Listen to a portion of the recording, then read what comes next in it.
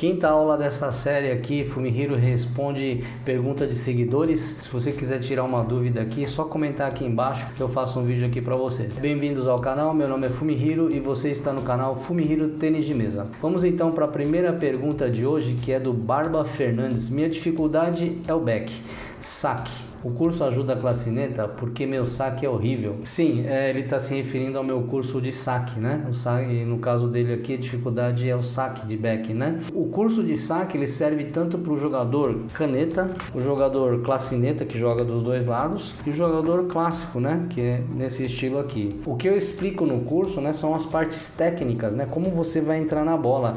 E essa parte, independente se você é clássico ou clacineta, é o mesmo jeito de você entrar na bola, tá? A forma de você cortar, né, dar o efeito na bola. Então ele serve sim para todos os estilos. Inclusive para quem quiser conhecer o meu curso, eu vou deixar o link aqui embaixo.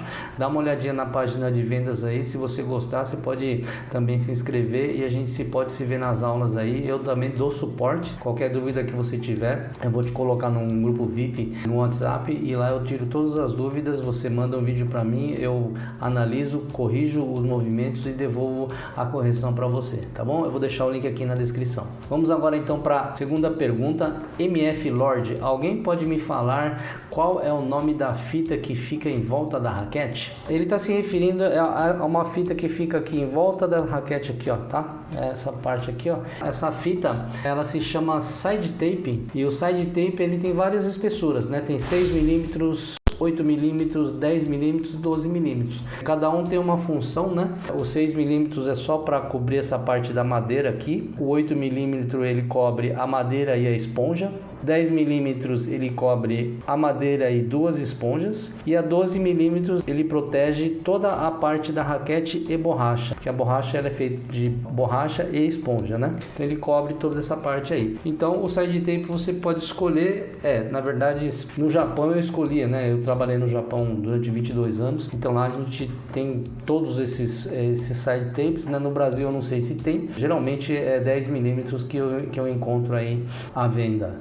Vamos para a segunda pergunta. Marreta Gouveia, ótimo vídeo, queria tirar uma dúvida. Todas as vezes que joguei, sempre teve essa regra no sax, de a bolinha de que cruzar a mesa. Isso é certo? Ou posso sacar sem ter que cruzar a bola? Obrigado. Marreta, é assim, só temos uma regra de saque no tênis de mesa, que é no caso de dupla, né? No caso de dupla você vai sacar do lado direito para o lado direito, ou seja, você vai ter que sacar cruzado, mas você não pode sacar cruzado do lado esquerdo para o lado esquerdo aí, tá? No caso de dupla é obrigatoriamente sacar do lado direito para o lado direito, tá? Essa é a regra da dupla.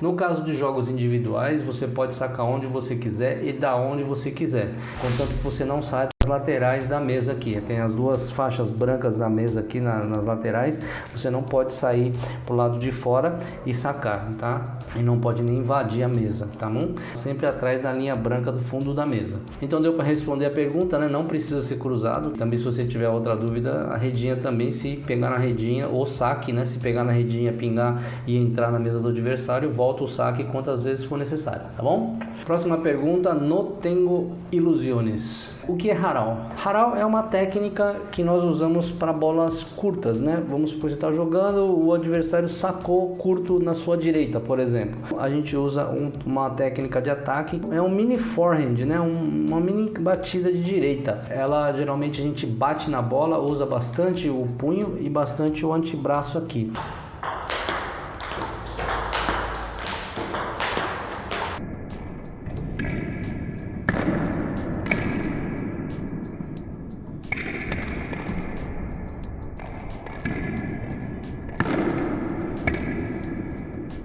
É isso que nós chamamos de haral. O haral ele pode ser feito tanto de caneta, como de clacineta, como de clássico também, independe da empunhadura sua, tá?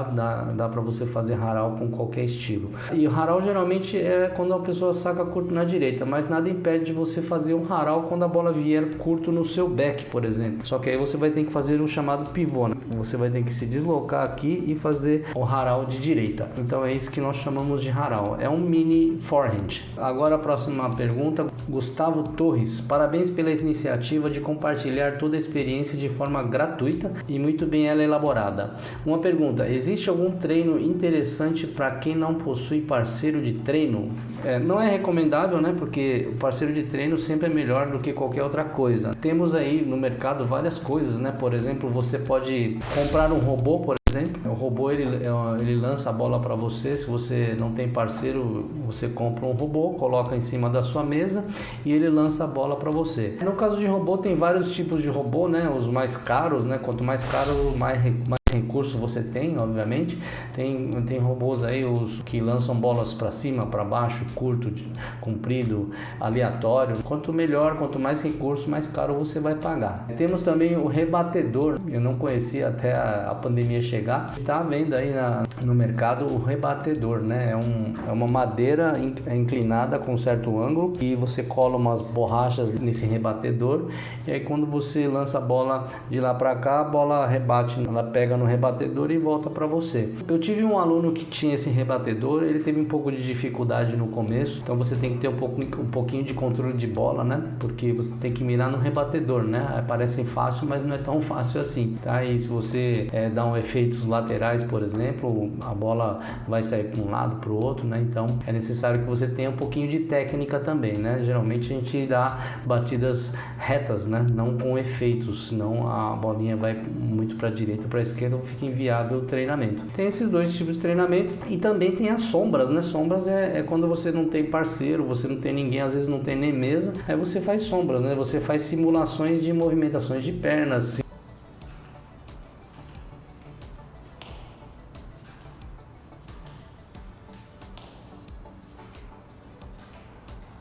simulação de jogada, por exemplo, uma bola na direita, uma na esquerda, você vai bater tudo de direita, então você bate aqui, faz o deslocamento, bate de direita, depois vai para a direita, bate de direita, isso nós chamamos de sombra, né? Você pode fazer lá, sei lá, 100 repetições, descansar um pouco, 100 repetições, descansar um pouco, fazer algumas simulações de jogadas, né? Tipo, colocou curto no back, abriu de chiquita, depois fez um drive de direita.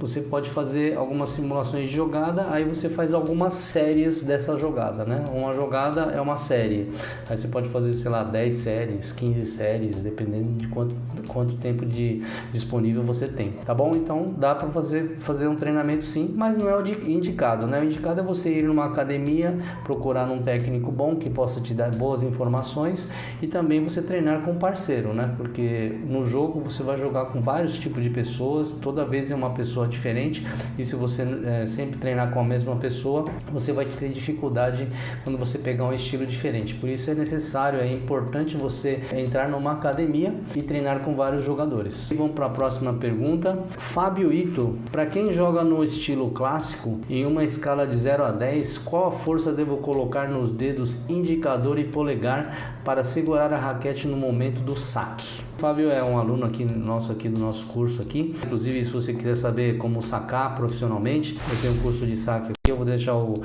link na descrição aqui. Se você tiver interesse, é só dar uma olhada na página de divulgação e também pode se inscrever por lá mesmo. Com relação à força, né? É muito importante você não colocar força, né? Quanto menos força você colocar, mais punho você vai conseguir usar. De força de 0 a 10, eu seguraria com força 3, só para a raquete não sair da sua mão. Na hora do impacto, às vezes a gente vai dar um saque rápido, por exemplo, a gente faz um movimento maior e às vezes se você tiver força 0, a raquete pode sair da sua a mão, mas a gente procura segurar o menos forte possível, tá? Para quê? Para que a gente possa usar bastante o punho e o antebraço também. Eu quero agradecer a cada um de vocês aí. Não se esqueçam, se tiver uma dúvida, comenta aqui embaixo que eu faço um vídeo aí para você tirando a sua dúvida sobre tênis de mesa. Também lembre-se de se inscrever. Mais de 70% aqui não são seguidores. Vamos cooperar aí com o canal aí, vamos fortalecer o canal para que eu possa fazer mais conteúdos assim para você, tá bom? Um abraço.